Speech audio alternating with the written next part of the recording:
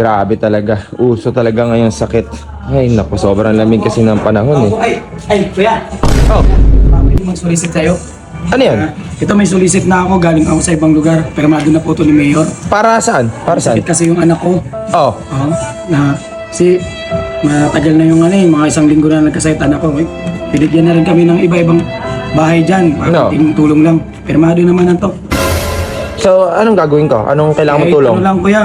Kahit na bukas sa loob nyo, kahit mga 5 piso, 10 piso, okay lang kuya.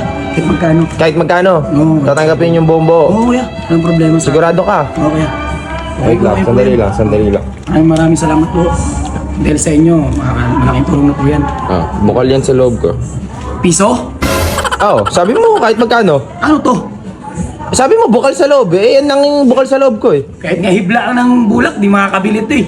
Ano to? Ang ganda-ganda ng bahay mo, tas ito lang, piso? Hindi lang kita, matansya eh. Ba't nagagalit ka? Ba't nagagalit ka?